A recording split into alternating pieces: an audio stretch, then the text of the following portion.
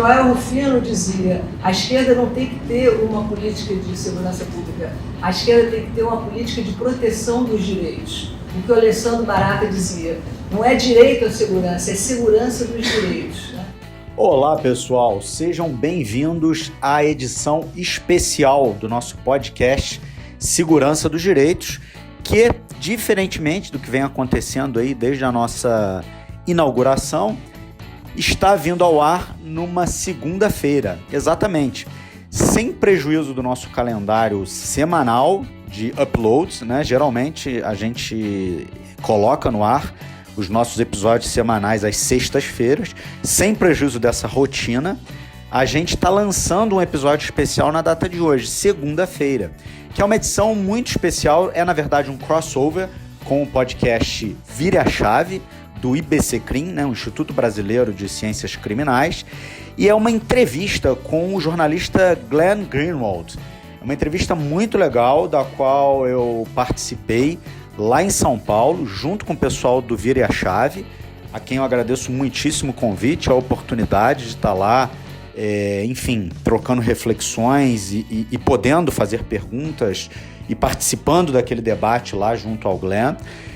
Então é um episódio especial, é uma edição especial que a gente está lançando aí no meio da semana mesmo, sem prejuízo da nossa edição normal de sexta-feira próxima. Me orgulho muito, pessoal, de ter participado dessa entrevista, é uma entrevista muito legal, eu acho que vale muito a pena vocês ouvirem. Essa entrevista, vejam, ela foi gravada antes da ida do Glenn ao Roda Viva, né, que foi trending topics no Twitter aí por bastante tempo.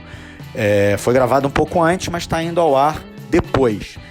E eu acho muito interessante que ela vá ao ar depois, porque é realmente uma entrevista de pessoas interessadas em ouvir o jornalista e ouvir o que aquele jornalista tem a dizer acerca do belíssimo trabalho de reportagem que ele vem fazendo à frente do Intercept, né? Não só ele, como também toda a sua equipe, toda a redação do Intercept empenhada aí nesse trabalho que está revirando a República Brasileira.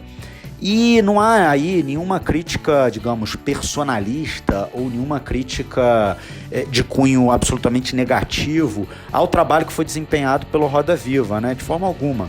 Como eu falei, essa entrevista foi inclusive gravada antes da entrevista do Roda Viva, mas eu classifico ela como uma entrevista melhor, né, sobre diversos aspectos, em razão de diversas questões. Quer dizer, eu que assisti a entrevista do Roda Viva de maneira muito atenciosa, né, quer dizer, identifiquei ali cerca de 30 perguntas sobre o método, 30 perguntas sobre a forma como a informação foi obtida, 30 perguntas sobre o comportamento da suposta fonte, 30 perguntas sobre o comportamento, né, que o jornalista praticou diante daquelas evidências que chegaram à mão dele, e cerca de 6, 7 ou 8 perguntas só sobre o material propriamente dito que estava sendo divulgado a partir das reportagens, né? Quer dizer, na verdade, foi uma entrevista sobre os métodos, né, e não sobre o mérito da reportagem. Isso foi uma coisa que me entristeceu muito. Acho que essa entrevista do Roda Viva é uma entrevista, é um episódio triste do jornalismo nacional, né?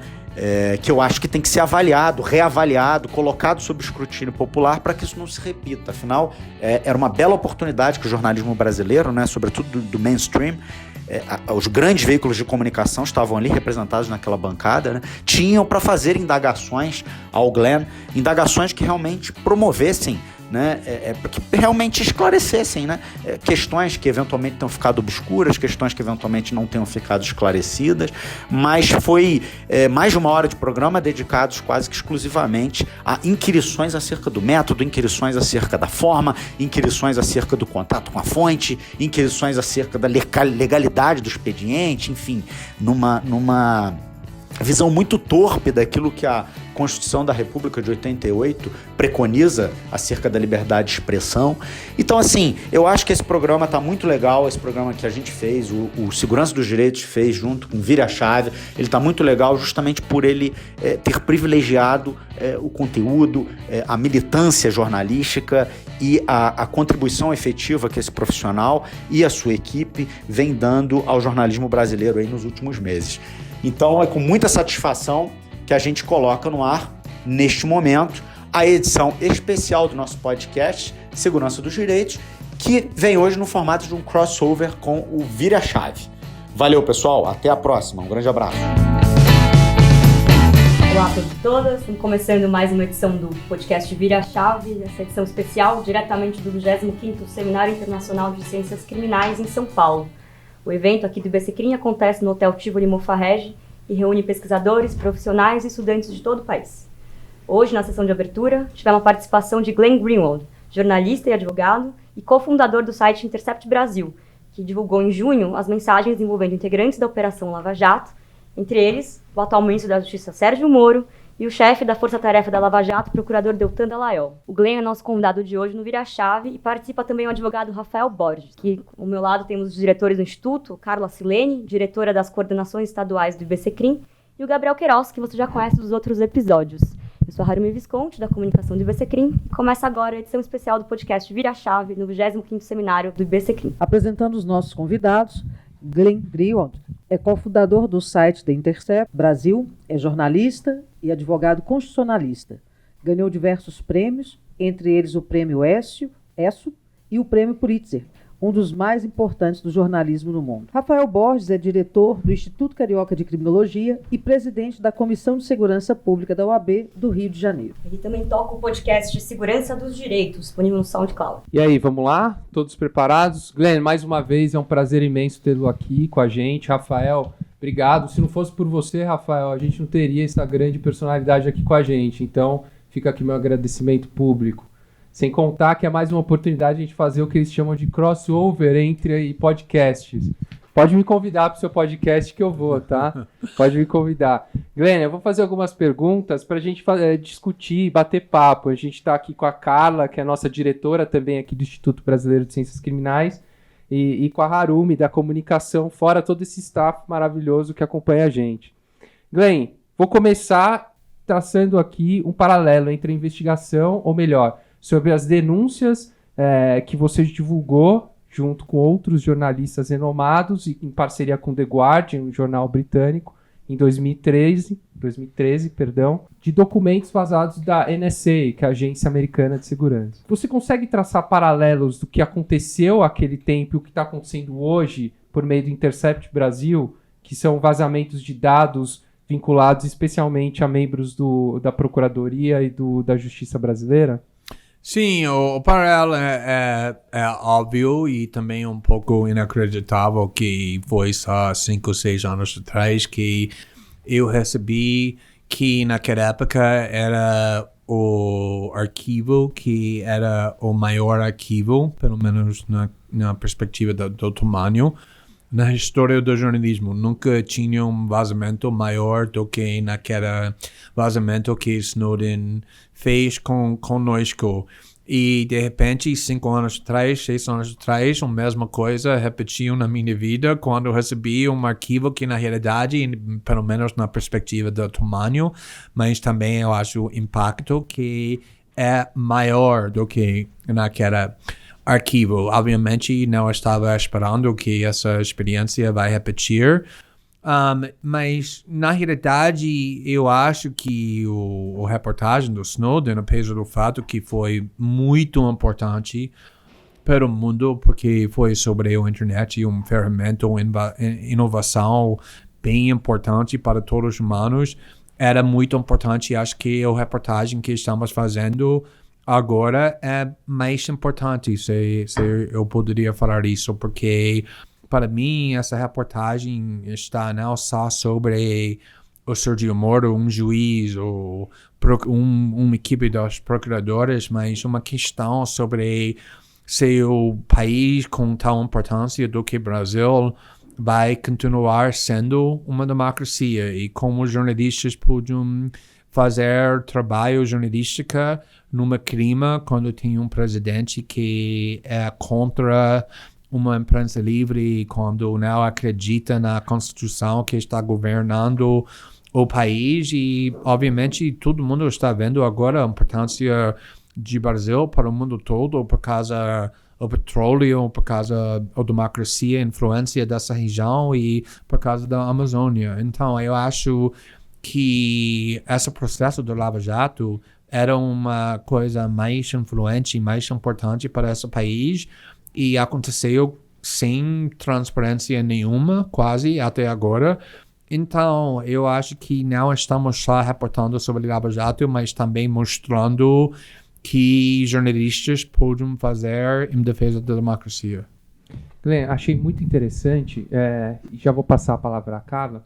Em uma das entrevistas que você fez, ao falar desse paralelo entre as duas situações, você falou que naquela época você tinha apoio, especialmente de países que foram alvos da espionagem americana. E aqui você, em tese, não tem um apoio. Inclusive, muitas pessoas são contra esses vazamentos e colocam ali a imagem de que você é cúmplice, inclusive, desses vazamentos. Eu queria que você explicasse um pouco dessa diferença, levando em conta, é óbvio, a liberdade de imprensa. E pegando carona nessa indagação trazida pelo Gabriel, eu queria explorar um pouco mais isso que você trouxe aqui, dessa importância da liberdade de imprensa e a defesa da democracia, Glenn. Primeiramente, acho que é muito irônico, porque na realidade tem uma comparação entre como brasileiros reagiram no caso do Snowden e como eles estão reagindo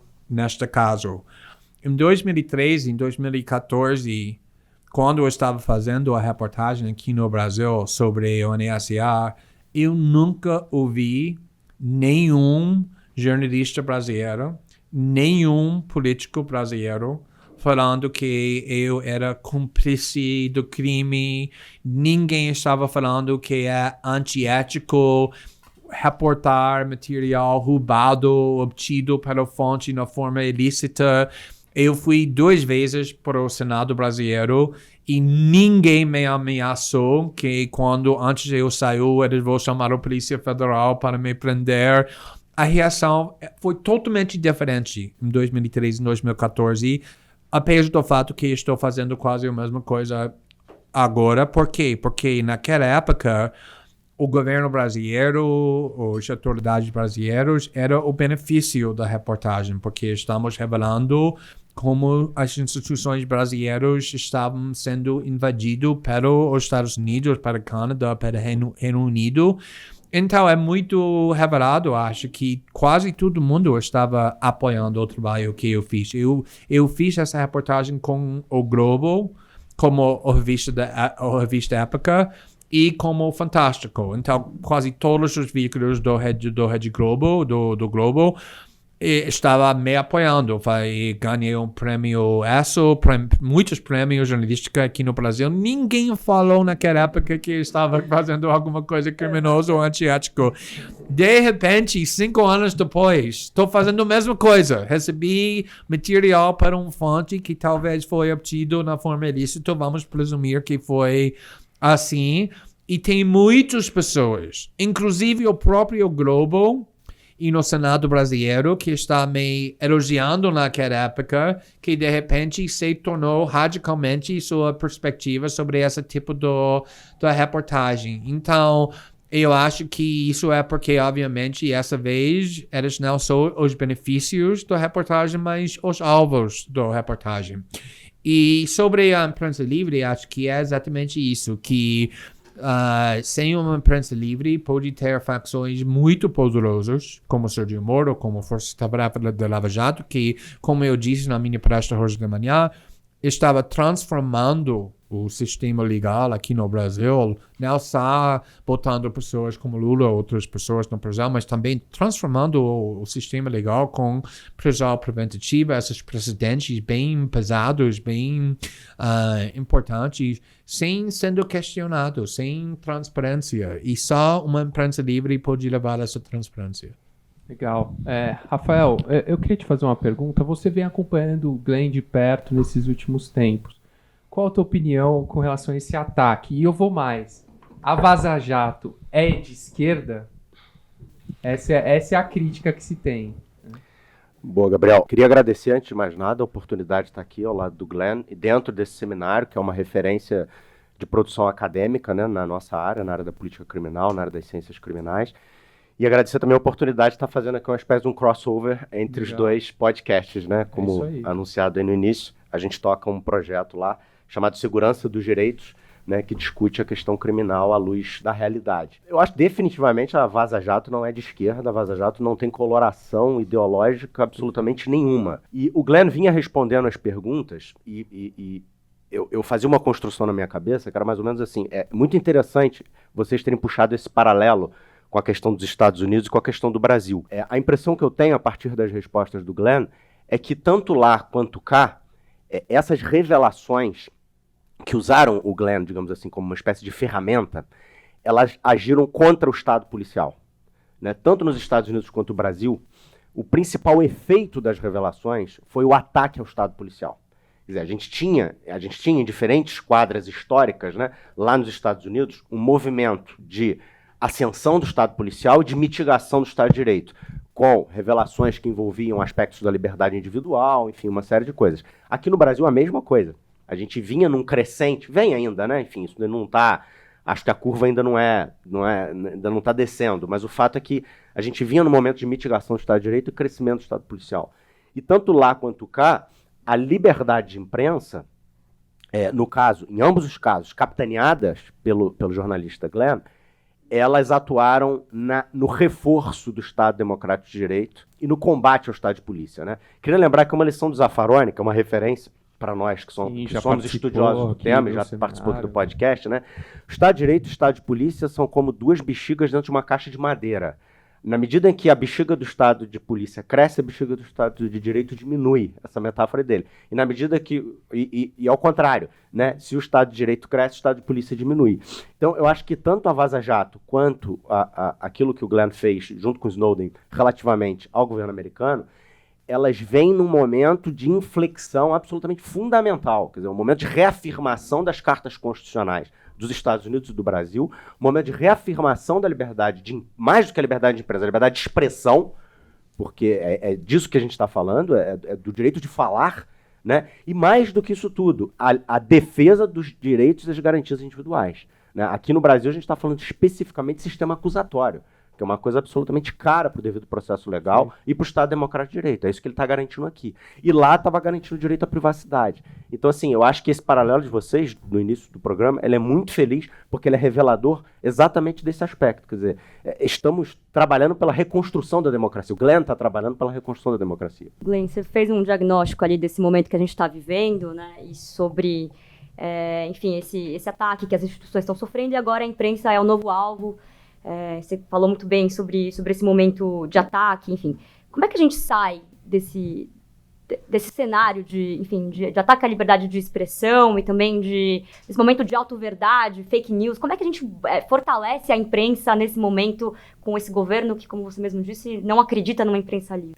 Eu acho que para todas as questões difíceis quando a democracia está em perigo, uma tática muito importante é para concordar sobre quais princípios nós vamos defender independentemente da ideologia, o qual lado político está sendo ajudado ou prejudicado naquela exemplo.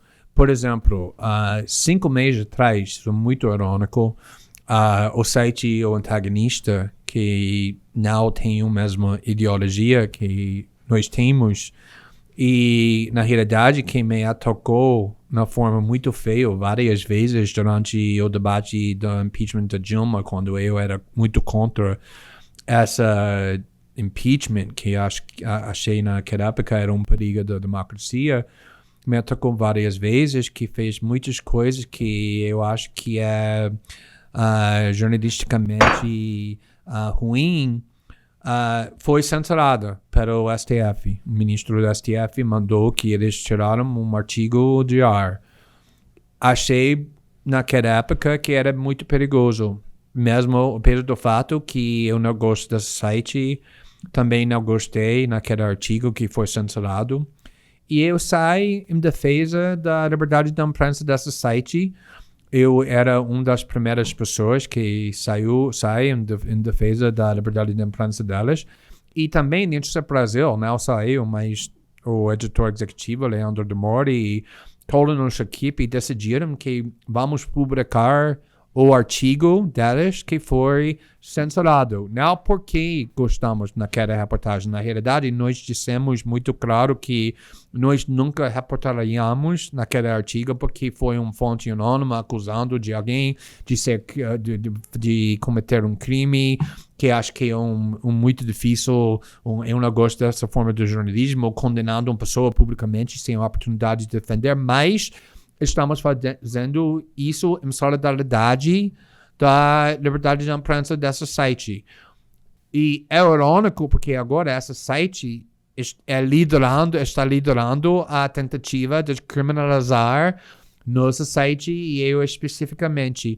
Mas amanhã, se esse site de novo fosse censurado, eu ainda defenderia a sua liberdade de imprensa, porque eu acho que para evitar e fugir dessa ameaça da imprensa, também polarização da política que estamos passando neste país, outros países, é exatamente isso, que precisamos defender princípios em todos os casos. Quando eu era advogado, eu sempre procurei as pessoas que tinham opiniões bem diferentes do que eu tinha para defender sua liberdade de expressão quando eu estava sendo ameaçado. Exatamente porque acho que princípios que nós temos em comum, que nós vamos sempre defender, são a única saída para ter essa luta sem fim, quando o direito está no poder, vai atacar os direitos da esquerda e o contrário também. Precisamos, como jornalistas, como cidadãos, como advogados, defender princípios em todos os casos. E aproveitando esse gancho, então, Glenn, exatamente sobre o fato de você já ter exercido a advocacia e sendo, né, agora um jornalista, a gente quer conversar um pouquinho com você sobre esse limite, né? Querendo ou não, a gente vai estar discutindo sobre limite. De que limite nós estamos falando aqui? De posse desse material, como separar aquilo que deve ser divulgado, que é de interesse público, daquilo que é de interesse privado? E mais, essa dificuldade inicial que você bem trouxe aqui para nós, em relação à origem desse material, né? Como averiguar essa autenticidade. Então, gostaria de te ouvir um pouquinho sobre isso. Esse desafio, decidir que está no interesse público de publicar e que está mais sobre a vida privada de alguém, é totalmente comum para o jornalismo. Não é só sobre esse caso. Isso é uma decisão que jornalistas tem que fazer todos os dias.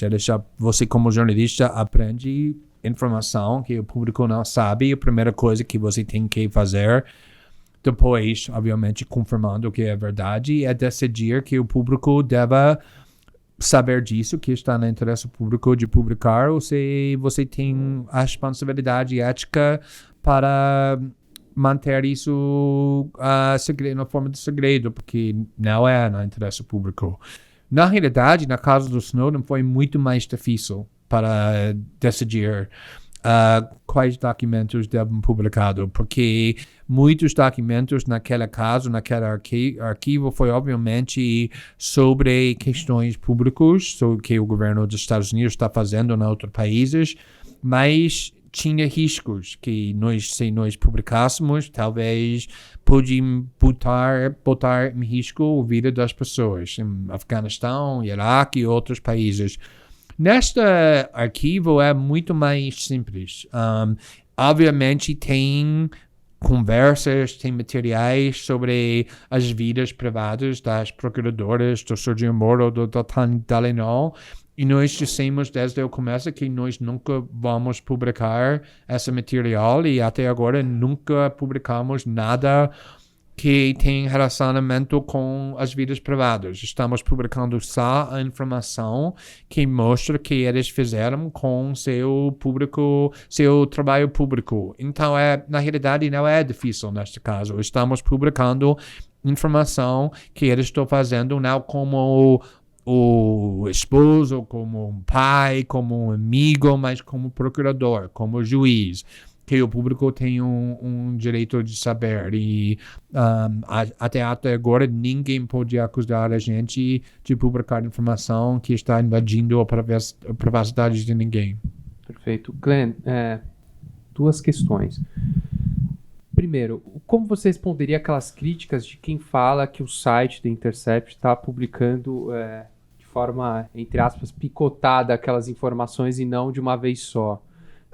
E outra coisa, quando vocês analisaram aquele material a primeira vez, vocês esperavam uma reação pública diferente do que a gente tá vendo hoje? Ou não, vocês acharam que, de fato, ia se criar ali uma estrutura, não digo nem estrutura, mas uma defesa pró-Lava Jato, no sentido de acusá-lo de um ilícito? Você chegou a pensar nisso? É muito engraçado porque eu estava, como jornalista, reportando sobre o Wikileaks muitos anos. E o Wikileaks é sempre criticado duramente porque eles não, muitas vezes, grande maioria dos casos, eles não são seletivos. Eles não decidem esse material vamos publicar, depois reportamos. Eles simplesmente publicam todas as informações que eles têm, todos os documentos que eles têm no mesmo dia. Todo mundo fica indignado com isso. Eles são irresponsáveis, eles estão invadindo a privacidade das pessoas. Isso não é jornalismo para publicar todos os documentos no mesmo dia. Jornalistas não fazem isso. Então, de repente, nós estamos fazendo outro método. Nós estamos fazendo o mesmo trabalho que nós fizemos, por exemplo, no caso do Snowden, que estamos pesquisando o arquivo, encontrando os documentos no interesse público, estamos publicando só quando está pronto jornalisticamente, e de repente nós estamos sendo criticados para outra lado. Porque você está fazendo essa parciais, porque vocês não estão publicando todos os documentos que você... Imagina se publicássemos todos os documentos que nós temos, com certeza nós seríamos criticados duramente, exatamente como o Wikileaks é. E também eu acho, como jornalista, você não tem um direito para segurar e esconder informação. Imagina, nós descobrimos informação no interesse público sobre Sergio Moro, um cara muito poderoso neste país, e nós vamos decidir que não vamos publicar isso até daqui 9 meses ou 1 ano, quando nós estamos prontos para publicar tudo. Isso é totalmente irresponsável. Acho que isso é antiético. O público tem o direito de saber que nós sabemos sobre Sergio Moro, sobre Deltan Dallagnol, sobre a Força-Tarefa do Lava Jato, quando estamos prontos para publicar. Também, imagina, se nós publicamos todos os materiais, depois, não sei, 9 meses, 1 ano, trabalhando com esse arquivo, seria impossível para processar, para entender que estamos publicando, porque a quantidade de informação seria enorme. Jornalismo não é assim. Um livro é assim. Um filme é assim. Você só lança quando tudo é completo. Mas jornalistas, o trabalho dos jornalistas é diferente. Você publica quando você está pronto para publicar, e está exatamente o que estamos fazendo. Se outra questão é a outra questão é se você esperava essa reação pública. Sim. Olha, é interessante porque eu lembro muito bem quando eu recebi a primeira vez no arquivo do Snowden, e eu pensei, meu Deus, o impacto vai explodir o mundo, vai ser enorme. Mas depois você trabalha com essa informação, todos os dias fica um pouco normalizado. E de repente, antes de você publicar a primeira vez, você tem dúvida. Talvez ninguém vai se importar, talvez ninguém vai pensar se isso é interessante. E eles vão pensar, obviamente, já sabemos que o governo dos Estados Unidos está espionando todo mundo e vai ser uma notícia um dia e depois nada. E publicamos e, obviamente, o mundo explodiu. Foi uma história, material maior no mundo, 3, 4, 5, 6 meses. Mesma coisa aqui. Quando eu recebi esse arquivo, eu pensei na primeira instância, meu Deus, esse material é muito, muito duro, vai ter um impacto enorme, vai criar um escândalo incrível aqui no Brasil. depois de 4 semanas trabalhando com esse material, e para mim foi um pouco comum, normal, eu tinha a mesma dúvida, alguém vai se importar mesmo?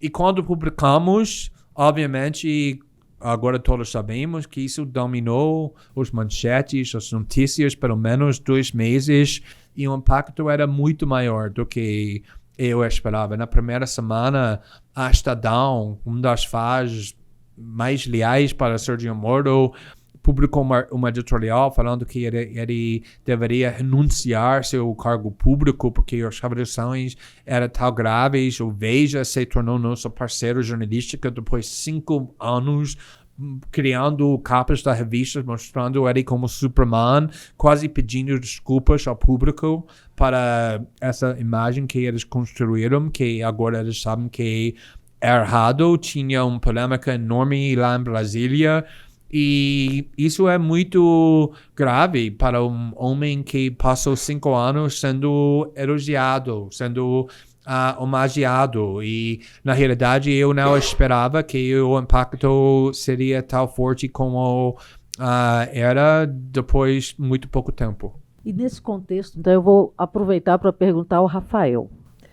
Rafael, desde o momento que essas mensagens começaram a ser reveladas, dentro desse cenário dos atores jurídicos, do contato com promotores, procuradores, juízes, você já pôde constatar que houve alguma mudança? Então, eu acho que a reação dos atores jurídicos às revelações da Vaza Jato, acho que é um capítulo à parte nessa história, né?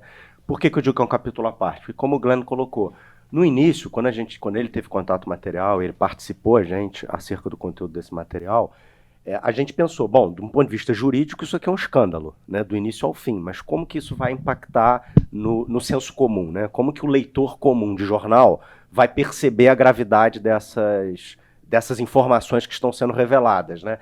E por incrível que pareça, eu me surpreendi um pouco. Eu senti o impacto na população, de uma forma geral, às vezes mais significativo do que dentro dos atores jurídicos, né?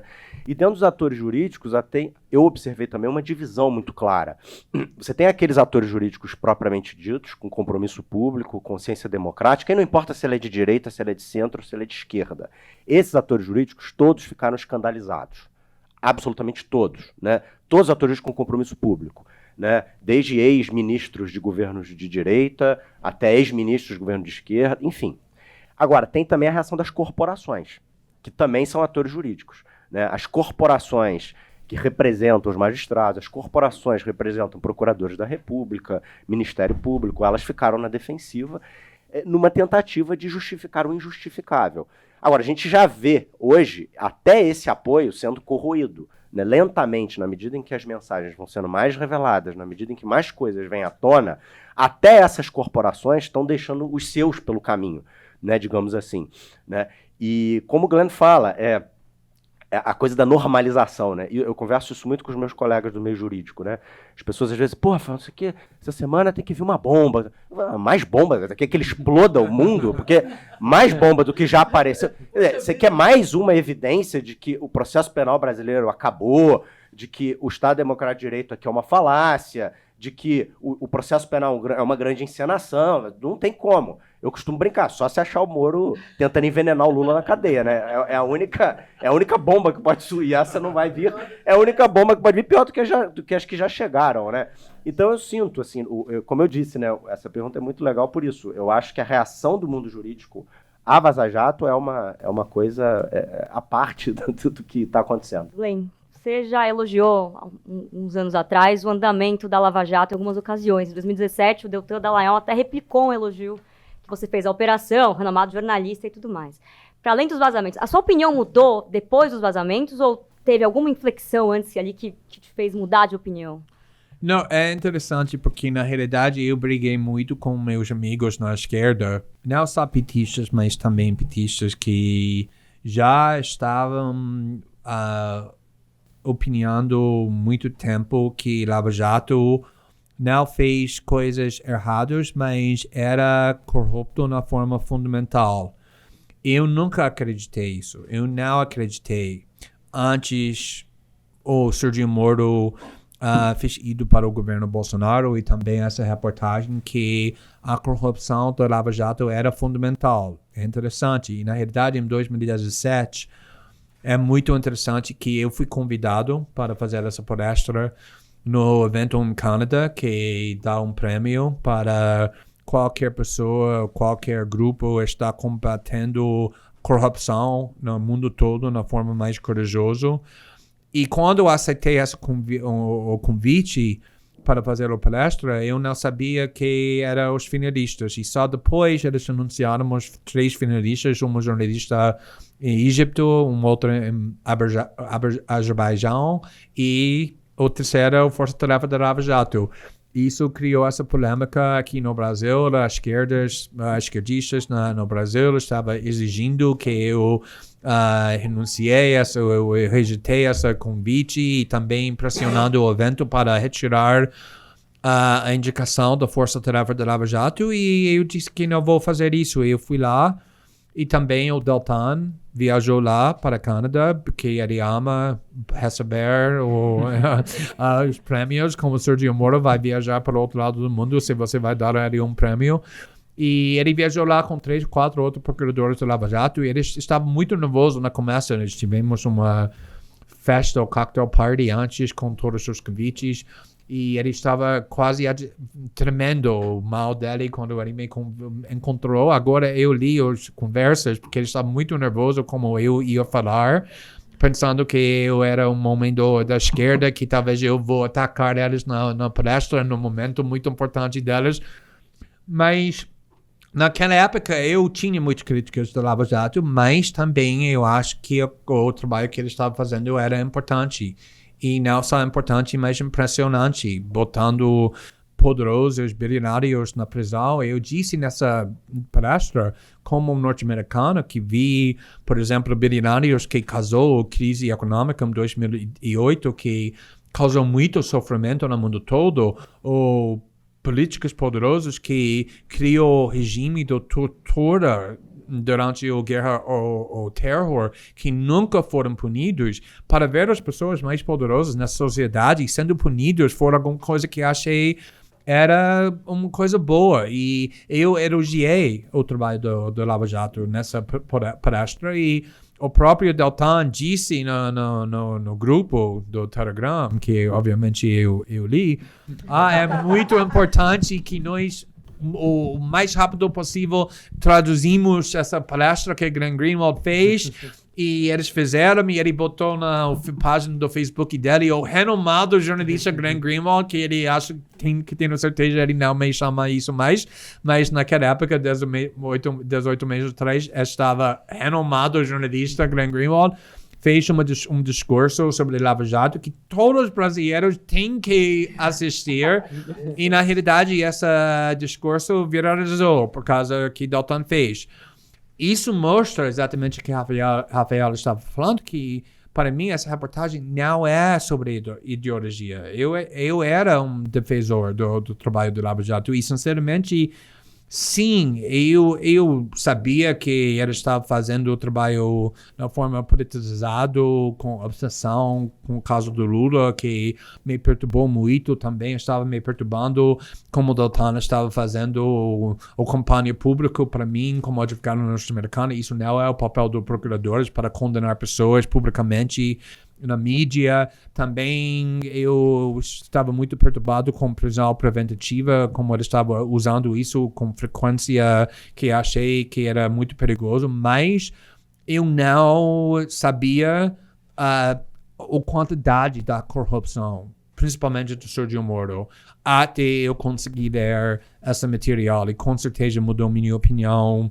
radicalmente. Glenn, você, aqui na nossa palestra de abertura do Seminário Internacional, você disse o seguinte, que eu vou abrir aspas: quase todo mundo diz ser a favor de imprensa livre, mas pouco se discute o que é imprensa livre e qual sua importância para a democracia. Uma baita frase aqui. E a gente tem um líder hoje que parece que não acredita na democracia. Eu queria que você avaliasse essa posição, ou as posições do nosso presidente, inclusive sob o viés de outro líder democrático, se é que há um outro líder democrático que abertamente ameaça de prisão quem exerce livremente a função de jornalista. Eu acho que é alguma coisa que é muito importante, mas não é fácil entender, porque quando você mora num país democrático, você simplesmente presuma que isso sempre vai ser o caso, que o país vai sempre ser democrático. Por quê? Porque todo mundo vai entender porque é melhor para ter uma democracia do que uma ditadura. Mas morando aqui no Brasil, nos últimos 2-3 anos, eu, na realidade, consegui entender muito melhor porque às vezes as pessoas vão abandonar essa defesa da democracia. E como eu disse na palestra que eu fiz hoje, né, e outras vezes, nós temos amigos na nossa vida que foi um pouco no processo quando pessoas gays saíram do armário, eles fizeram isso um pouco muito lento, depois eles falam, talvez sou gay, ou não sou gay, subi, ok, sou gay, e nossos amigos estão fazendo a mesma coisa, talvez votar no Bolsonaro, estou pensando sobre, e finalmente admitiram, não, votar no Bolsonaro, e conseguimos entender por que eles estavam fazendo isso. E é porque as vidas delas estão totalmente uma vida da depravação. Quando você tem medo que quando você manda a sua filha para a escola, ele não vai voltar porque vai ser vítima de violência, ou quando você não tem acesso para o plano da saúde, ou quando você não tem água limpa, água saudável, essas ideias como democracia são muito abstratos para pessoas sofrendo depravação. A imprensa livre, por que uma imprensa livre tem importância para uma pessoa morando na comunidade onde não tem água limpa, ou as crianças não podem ter médicos que vai cuidar de uma doença. E quando você tem esse sofrimento, é muito fácil para falar, olha, a democracia na realidade não é uma necessidade. Nós tivemos essa época 40 anos atrás, quando tudo foi melhor. Não tivemos violência, não tivemos corrupção. Sim, não tivemos democracia, mas sua vida seria melhor sem democracia. E pela primeira vez eu consegui entender por que pessoas estavam dispostas para abrir mão para a democracia e apoiar uma líder que está abertamente contra a democracia, anti-democracia, ou abertamente autoritário, porque isso tem um apelo, isso tem uma lado boa para pessoas que você promete vai ter segurança, pelo menos, vai ter saúde, vamos eliminar a corrupção, vamos mandar embora todos os corruptos que estão destruindo as suas vidas. Esse é um perigo grande. Então eu acho que é muito fácil culpar pessoas que votaram no Bolsonaro, é muito fácil para falar Bolsonaro é racista, misogynista, tem homofobia, tudo bem, ele é. Mas isso, às vezes, para mim, tem essa propósito que o classe da elite, o classe o establishment está tentando fugir sua responsabilidade mesmo para tudo que criou essa situação quando alguém como o Bolsonaro pôde ganhar. Tem uma experiência com o Glenn muito curiosa sobre essa percepção dele do processo democrático brasileiro, né? Quando ele nos contou acerca da existência desse material, claro que a primeira pergunta que ele fez é quais são as implicações disso de um ponto de vista jurídico, né? E eu dizia, Glenn, do ponto de vista jurídico legal, de acordo com a Carta Constitucional Brasileira e com as leis que nos regem, o jornalista está absolutamente livre para publicar conteúdo de interesse jornalístico, ainda que a fonte tenha obtido esse material de forma ilícita, né? Eu não estou dizendo que é o caso, mas eu estou dizendo o que eu dizia para ele em tese, né? Não importa de onde veio aquele material, se o jornalista o obteve, ele pode publicar. Mas eu dizia, mas a minha preocupação com você, ela não está no campo da legalidade, né? Ela está no campo da ilegalidade. Ela está no campo do direito penal paralelo. Ela está no campo do direito penal subterrâneo. né? Ela não está no campo do que vai acontecer às claras, ela está no campo do que vai acontecer nos bastidores.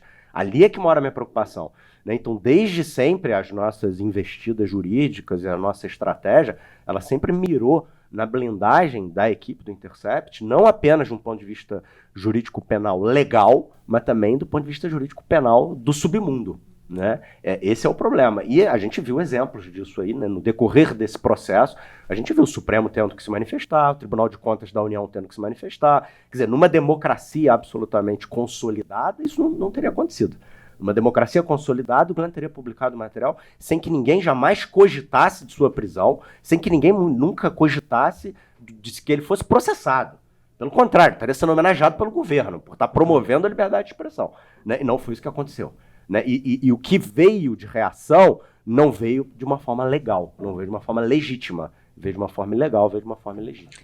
E aí, Rafael, é exatamente uma questão que fica para a gente essa curiosidade, né? Quando, apesar dessa nossa democracia ainda estar sufocada, vamos dizer assim, a manifestação legal foi no sentido de que ele deveria sim publicar.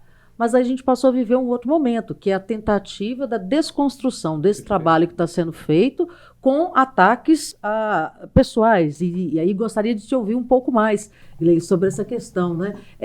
Como que, a partir do momento em que, dentro de um cenário de legalidade, você teve o respaldo, mudou-se a forma de atacar o conteúdo que está sendo produzido? E aí eu aproveito para complementar. Você faria alguma coisa diferente? Olha, acho que a coisa muito interessante é que, para mim, uma das nossas vantagens principais é que eu já fiz essa guerra, esse tipo de guerra na casa do Snowden. Eu aprendi muitas lições durante naquela luta. Eu aprendi como governos vão tentar te atacar e também eu aprendi como pude criar estratégias contra isso. E para todas as pessoas que estão tentando me atacar, isso é a primeira guerra que eu estou fazendo nessa forma. E eu acho que nós conseguimos com nossos advogados, inclusive Rafael, criamos uma estratégia para nos se proteger contra isso.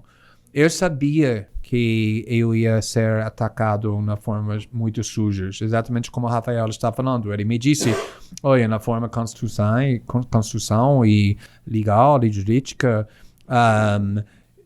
é óbvio que você tem o direito de fazer isso, mas eu lembro muito bem, um mês antes da eleição, o filho do agora presidente Bolsonaro, Eduardo Bolsonaro, quando ele foi perguntado o que vai acontecer se o STF anulou a vitória do seu pai por causa da forma que a campanha foi financiada, na forma ilegal, como o Folha de São Paulo revelou, ele disse, vamos enviar um tanque, um soldado para o STF que eles vão fazer. A mesma coisa... exatamente. Basta um soldado e o carro. Exatamente. Exatamente. E a mesma coisa nos Estados Unidos, o presidente, um das primeiras presidentes dos Estados Unidos, Andrew Jackson, uma vez o Supreme Court nos Estados Unidos emitiu uma decisão falando que alguma coisa que ele estava fazendo para os índios era ilegal. E ele disse, quando ele foi perguntado sobre isso, ele disse, tudo bem, o Supreme Court fez sua decisão e agora deixa eles tentar impor isso, porque eles não têm exército, eu tenho sim. Então, poder, às vezes, é muito mais importante, política é muito mais importante do que essas ideias jurídicas. As palavras na Constituição são palavras, mas às vezes podem ser violadas com poder. Isso sempre era a nossa preocupação. Então, para ser totalmente honesto, obviamente, humanos erram de todas as formas. Se você me pergunta, você faria alguma coisa diferente? Eu posso falar, talvez esse artigo eu escreveria um pouco diferente, mas geralmente eu acho que a estratégia que nós implementamos desde o começo, que nós criamos desde o começo, foi a estratégia correta. Eu acho que nessa luta estamos ganhando está há 3 meses, agora quase que estamos vazando, publicando documentos totalmente segredos e totalmente perigosos para as pessoas mais perigosas no país. E eu não estou na Bangor, estou aqui com vocês. A mesma coisa com todos os nossos jornalistas. E eu acho que a decisão do ministro do STF, que não possa ser investigado, o fato que tem muitos grupos internacionais em defesa da liberdade da imprensa, muitos políticos em vários partidos em defesa de nós, está fortalecendo os direitos que estava em perigo, está ainda em perigo, mas agora está mais fortalecido por causa nosso trabalho. Então, eu não arrependi nem um pouco do trabalho que nós fizemos. E, na realidade, quando eu recebi esse arquivo, eu fiquei muito horas com meu marido discutindo como vamos fazer isso, mas nunca discutimos se nós fizemos isso, porque não tínhamos uma escola. É nossa responsabilidade de fazer isso. Eu, Gabriel, eu sou um pouco testemunha. Advogado não é testemunha, né? Mas, nesse caso, eu tenho sido. Da forma criteriosa como o Glenn e a equipe, né, inteira do Intercept, queria até fazer esse registro aqui, né, como que a equipe do Intercept tem sido primorosa e absolutamente importante na divulgação desse material, mas eu sou testemunha da forma criteriosa como eles conduzem a seleção desse material. Quer dizer, a noção de interesse jornalístico para o Glenn e para o Intercept é algo que estava muito além da minha compreensão do que era interesse jornalístico. Então, o processo de checagem, ele tem um rigor absoluto. E aquilo que vem a público, ele realmente só vem a público depois de checado, rechecado, com fontes externas à própria mensagem, e depois é feito um trabalho jornalístico e depois é divulgado. Então, assim, quando você fez essa pergunta, eu já sabia que a resposta dele era não me arrependi de nada, porque tudo é feito de forma muito criteriosa, de forma muito absolutamente profissional, de forma que eu acho que não deve ter precedente na imprensa brasileira. Que aí, peço até um pouco de desculpas à imprensa brasileira, mas é um pouco isso. Eu, como leitor assíduo de jornal, nunca tinha visto tamanho critério como eu vi nessa divulgação do Intercept. E a impressão que eu tenho os críticos fazem justamente o oposto, querem deixar claro que não há esse critério quando de fato há, né? Pessoal, a gente está partindo aqui pro fim do nosso programa, foi muito bacana, mas antes da gente finalizar, a gente sempre tem um momento cultural aqui. Glenn, Rafael, Carla, Harumi, dicas culturais sobre esse tema. Pode ser um filme, um documentário, um livro.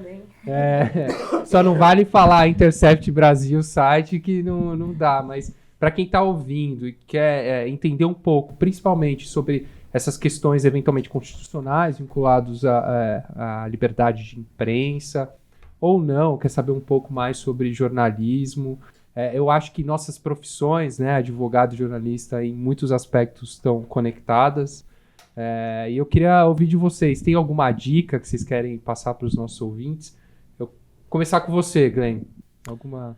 Obviamente é uma história muito dramática quando pessoas amam histórias sobre jornalistas corajosos lutando contra poderosos. Quando era criança, meu filme favorito era All the President's Men, sobre o repórter do Washington Post, que obviamente era o caso do Watergate, e também meu herói era Daniel Ellsberg, que vazou os papéis do Pentágono mostrando como o governo norte-americano estava mentindo o tempo todo sobre a guerra do Vietnã durante muitos anos, e ele quase ia para a prisão para o resto da vida dele. Para mim, ele é meu herói, agora ele é meu amigo. Eu criei um grupo em defesa da liberdade da imprensa com ele. Então, tem muito drama também. Às vezes, isso não é o caso com jornalistas, advogados, um conhecimento muito especializado que o público não tem muito interesse, mas neste caso, obviamente, e também tem muito interesse internacional no Brasil por causa do governo Bolsonaro e por causa do Bolsonaro mesmo. Então, obviamente, vai ter livros, vai ter filmes, vai ter documentários, vai ter muitas coisas culturais. Estou feliz com isso, porque, por exemplo, o filme Citizenfour, sobre a reportagem que nós conseguimos fazer no caso do Snowden, que ganhou um Oscar, também um filme por Oliver Stone, foi visto para muitas pessoas no mundo todo que geralmente não pensaríamos sobre esses temas, e acho que pode comunicar com muitas pessoas que geralmente é muito difícil como jornalista comunicar com filmes, com livros, com coisas mais culturais. Muito legal. Carla, a sua... Bom, Gabriel, eu particularmente vou convidar aqui a uma música que foi gravada por vários intérpretes brasileiros, que é aquela música Sangrando.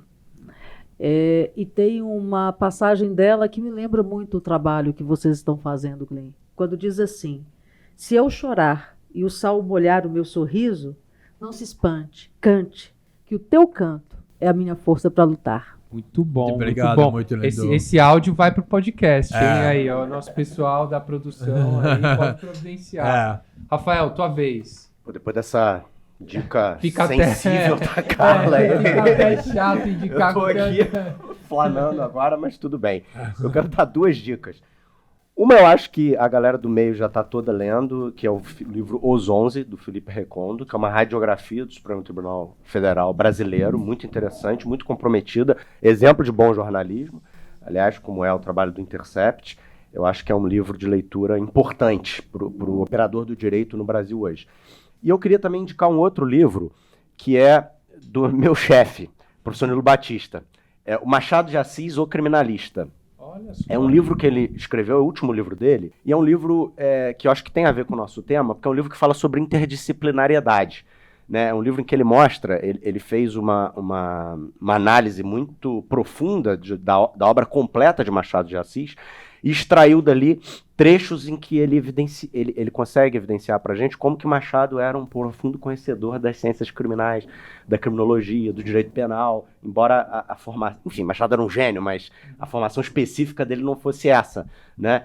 E é um livro que fala sobre interdisciplinariedade, porque ele fala sobre direito penal, ele fala sobre criminologia, ele também fala sobre literatura, né? E eu acho que esse trabalho que o Glenn faz, que o Intercept faz, é um trabalho que fala sobre interdisciplinariedade, né? Fala sobre a necessidade da gente reunir todos os aspectos da democracia numa coisa só, para a finalidade de fortalecê-la e de, enfim, melhorar a vida, melhorar a sociedade brasileira. Excepcional. Harumi, sua vez. Copiar a Carla, e vou citar a Gonzaguinha também, tem uma música dele muito legal que chama Pequena Memória para um Tempo Sem Memória, cujos primeiros versos são: memória de um tempo onde lutar por seu direito é um defeito que mata. E queria fazer menção aqui à ABRAGE, Associação Brasileira de Jornalismo Investigativo, que promove, uma organização que promove e fortalece o jornalismo investigativo aqui no Brasil, faz uma série de debates sobre, enfim, segurança pública, essa coisa do tempo da justiça e o tempo da notícia, enfim, fica aí o recado. Show de bola. Acho que eu posso dar a minha também, né? A minha tem um livro que eu li há pouquíssimo tempo, chamado Como as Democracias Morrem, de 2 professores americanos, Stephen Levitsky, Daniel Ziplat, da editora Zahar, que aqui no Brasil, que fala muito sobre os aspectos que identificam que uma democracia está em risco, e uma delas é o ataque à liberdade de imprensa. Então acho que vai muito a calhar esse livro. É um livro que eu gostei muito, uma linguagem bem acessível, fala de diversos exemplos no mundo todo. Foi escrito um pouquinho antes do que a gente está vivendo no Brasil, mas acho que se a gente pegar o que está naquele livro e colocar hoje, a gente vê que ali talvez a nossa democracia tá em risco, né? Então, acho que é uma dica aí, se vocês me permitem, uma dica que pode ser bacana. E os autores desse livro, Gabriel, recebem a mesma crítica no Brasil que o Glenn recebe, de serem de esquerda. Exato. Não é nada, o livro não é nada de esquerda, o livro é um livro liberal, um livro ótimo, né? Mas eles se assemelham nesse aspecto. Eles estiveram aqui no Brasil recentemente, fizeram uma palestra, enfim. Mas é a crítica, né? Não adianta, infelizmente. Pessoal, são os rótulos, né? São os rótulos, exatamente. Glenn, agradeço demais tua presença.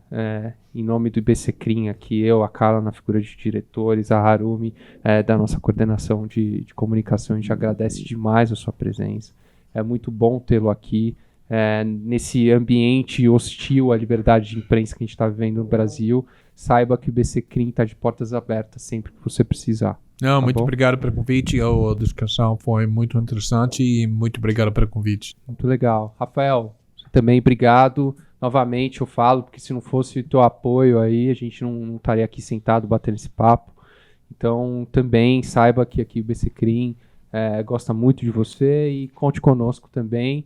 E vamos tocar em frente. Quanto mais a gente atuar em conjunto, aí melhor. Eu que agradeço, aproveitando aqui minha fala final para fazer então a propaganda. Vamos lá, é hora. Segurança dos Direitos, toda sexta-feira à noite, é um podcast semanal, ele entra no ar e vai ser um prazer enorme ampliar a nossa audiência, também agora com os ouvintes do podcast do BCCRIM. Perfeito. O mesmo pessoal do Segurança dos Direitos ouvirem nosso podcast também. Tem o nosso merchan também, o momento merchan. Carla, mais uma vez, obrigado pela parceria, viu? Felicíssima de estar aqui, Gabriel, nessa oportunidade ímpar, e tenho certeza que esse diálogo foi muito esclarecedor para todos nós, para todos aqueles que vão nos ouvir, e inspirador para que não deixemos a nossa democracia morrer. Exato, no ponto. Douglas, Gil, Rodrigo, principalmente você, Harumi, que ajuda sempre aqui no podcast. Você é parceira, tamo junto. Obrigado, viu? Essa edição desse podcast é com o Rodrigo Pastore. Roteiro e reportagem é comigo e com o Douglas Calisto, que também é supervisor de comunicação aqui do BCCRIM. Até a próxima. Valeu, obrigado, pessoal. Obrigado.